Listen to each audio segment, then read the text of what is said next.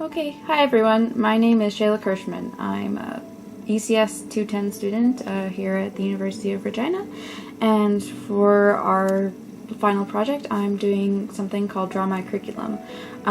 You see these videos on YouTube called Draw My Life all the time.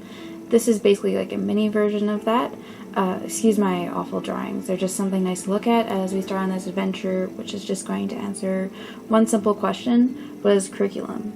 If we're going to go off of the definition that we get from the first lecture, curriculum is a collection of papers and documents approved by the Ministry of Education.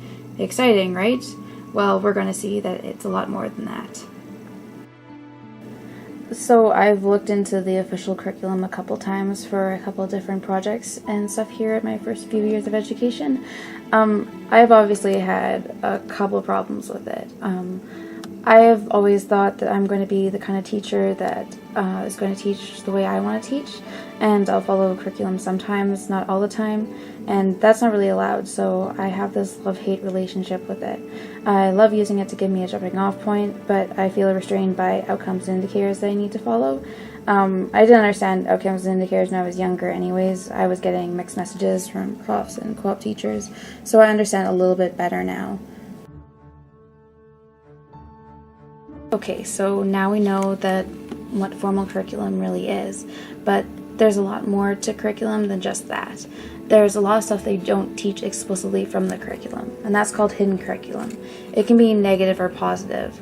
So there's a lot of positive influences that can be had on students from hidden curriculum.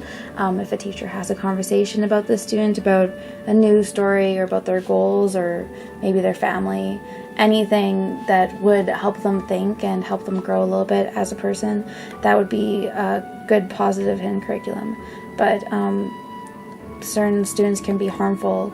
Sometimes the environment can either be a good thing or it can be a bad thing if they're in like a conservative town or something and they're surrounded by racism wherever they go.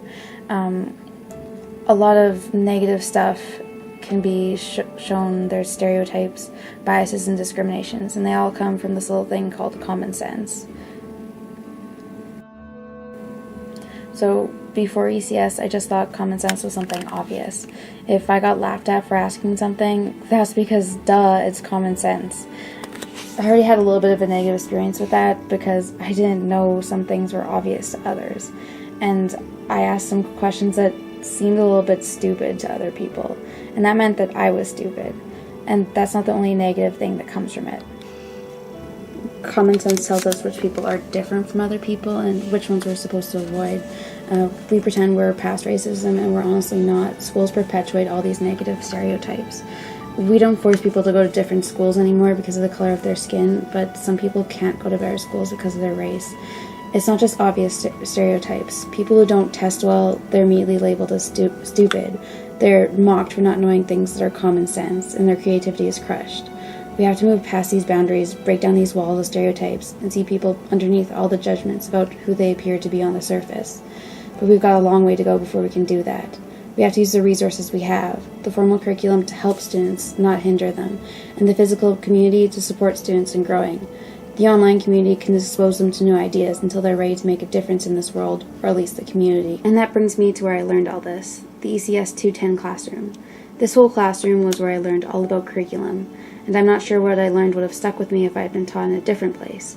Everyone's always talking about how university is a more accepting place, and they're right, sort of. There are always a few people here who just don't get it. I don't blame anyone. There are a lot of small towns that are set in their ways, and I'm from one of them. But because of that, I saw the truth in all our lessons. How students are affected by curriculum, how they're made to feel better or worse than others because of something implied, not explicitly taught. I saw it and I really want to change it.